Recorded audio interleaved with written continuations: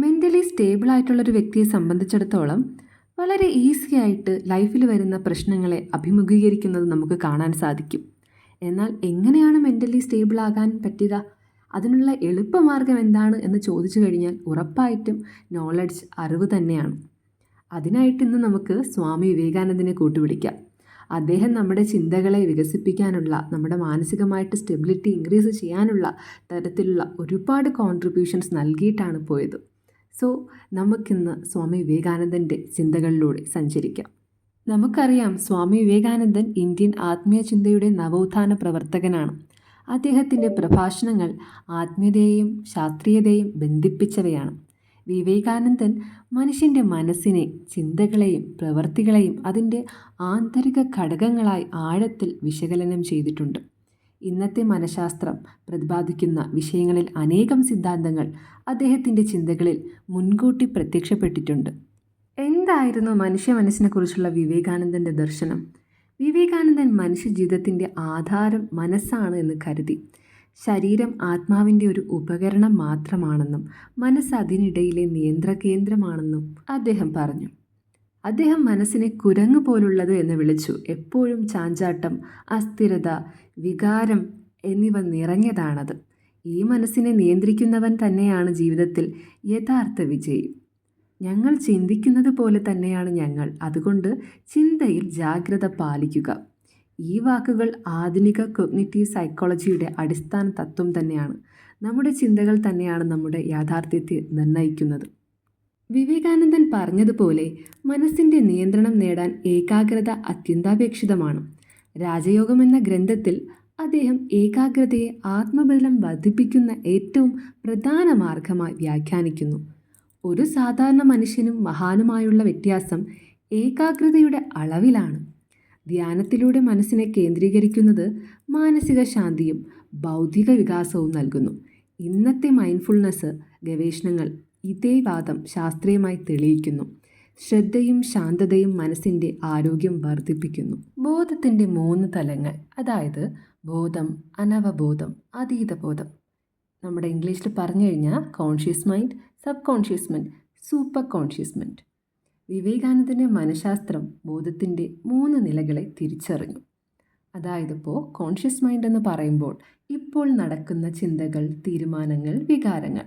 അതേസമയം sub conscious mind എന്ന് പറയുമ്പോൾ പഴയ അനുഭവങ്ങളുടെ അടയാളങ്ങൾ, സംസ്കാരങ്ങളൊക്കെയാണ്. അതേസമയം സൂപ്പർ കോൺഷ്യസ് മൈൻഡ് എന്ന് പറയുമ്പോൾ ഭൗതികതയേക്കാൾ ഉയർന്ന ആത്മീയ ബോധത്തിൻ്റെ നിലയാണ് സൂപ്പർ കോൺഷ്യസ് മൈൻഡ്. ഇത് സിഗ്മണ്ട് ഫ്രോയിഡിൻ്റെ ബോധമാനസിക സിദ്ധാന്തത്തോടും കാൾ യങ്ങിൻ്റെ കളക്റ്റീവ് അൺകോൺഷ്യസ് ആശയത്തോടും സാമ്യമുള്ളതാണ്. എന്നാൽ വിവേകാനന്ദൻ്റെ ദൃഷ്ടികോണം കൂടുതൽ ആത്മീയമായിരുന്നു.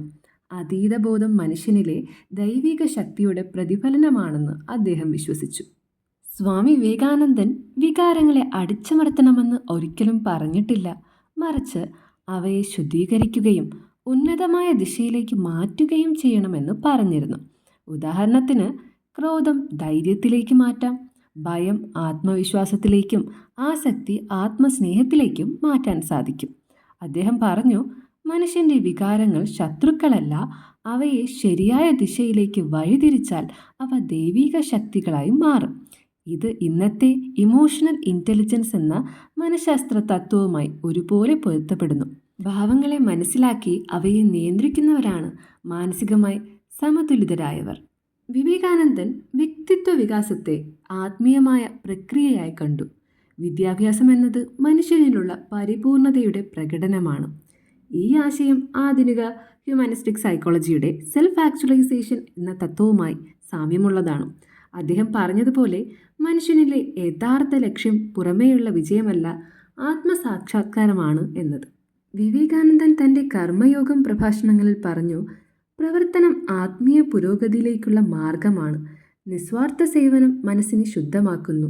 അഹങ്കാരവും സ്വാർത്ഥതയും കുറയുമ്പോൾ വ്യക്തിയുടെ വികാര പ്രതിഭാസം സമതുലിതമാവുന്നു. ഇത് ഇന്നത്തെ പോസിറ്റീവ് സൈക്കോളജിയിൽ പറയുന്ന ആൾട്രൂയിസം ആൻഡ് വെൽബീയിങ് ആശയവുമായി പൊരുത്തപ്പെടുന്നു. വിവേകാനന്ദൻ മനസ്സിൻ്റെ അസ്വസ്ഥതയെ അജ്ഞാനത്തിൻ്റെ ഫലമായി കണ്ടു. മനുഷ്യൻ തൻ്റെ യഥാർത്ഥ സ്വഭാവമായ ആത്മൻ തിരിച്ചറിയുമ്പോഴാണ് മാനസികമോ ആത്മീയമോ സ്വാതന്ത്ര്യം നേടുന്നത്. ധ്യാനം, ആത്മബോധം, നിഷ്കാമകർമ്മം എന്നീ മാർഗങ്ങൾ മനസ്സ് ശാന്തമാക്കുകയും സംഘർഷണങ്ങളിൽ നിന്ന് മോചനം നൽകുകയും ചെയ്യുന്നു. ഇത് ആധുനിക സ്ട്രെസ് മാനേജ്മെന്റ് രീതികളുമായി ബന്ധപ്പെട്ട് നിൽക്കുന്നു. വിവേകാനന്ദൻ മനഃശാസ്ത്രം പ്രായോഗികമാക്കേണ്ടതാണെന്ന് വിശ്വസിച്ചു. വിദ്യാഭ്യാസത്തിൻ്റെ ലക്ഷ്യം മനുഷ്യനിലെ ദൈവികതയെ ഉണർത്തുക എന്നതാണെന്ന് അദ്ദേഹം പറഞ്ഞു. മനസ്സിനെ നിയന്ത്രിക്കാൻ പഠിച്ച മനുഷ്യൻ സമൂഹത്തിലും സമാധാനവും സദാചാരവും ഉണ്ടാക്കുമെന്ന് അദ്ദേഹം കരുതി. ഇത് ഇന്നത്തെ എഡ്യൂക്കേഷണൽ സൈക്കോളജിയുടെ അടിസ്ഥാന പ്രവർത്തന രീതികളുമായി പൊരുത്തപ്പെടുന്നു. വിദ്യാർത്ഥികളുടെ മാനസിക ബലം, സ്വയംബോധം, ആത്മവിശ്വാസം എന്നിവ വളർത്തുക. സ്വാമി വിവേകാനന്ദൻ്റെ പ്രഭാഷണങ്ങൾ ഒരു ആഴമുള്ള ആത്മീയ മനഃശാസ്ത്ര പാഠശാലയാണ്. അദ്ദേഹം മനസ്സിനെ നിയന്ത്രിച്ച് ആത്മബോധത്തിലേക്ക് നയിക്കുന്ന പാതയെ മാത്രമല്ല, അത് സമൂഹത്തിൻ്റെ പുരോഗതിക്കായി എങ്ങനെ ഉപയോഗിക്കാമെന്നും കാണിച്ചു തന്നു. മനസ്സിനെ ശാന്തമാക്കുക, ചിന്തയെ നിയന്ത്രിക്കുക, വികാരങ്ങളെ പരിവർത്തനം ചെയ്യുക, ആത്മബോധം നേടുക, ഇവയാണ് വിവേകാനന്ദൻ്റെ മനഃശാസ്ത്രത്തിൻ്റെ 4 തൂണുകൾ. ഇന്നത്തെ കാലഘട്ടത്തിലും മാനസിക സമ്മർദ്ദം നിറഞ്ഞ ജീവിതത്തിലുമെല്ലാം അദ്ദേഹത്തിൻ്റെ ഈ ചിന്തകൾ മാനസികാരോഗ്യത്തിനും ആത്മശാന്തിക്കും ഒരു ശാശ്വത മാർഗദീപമാണ്.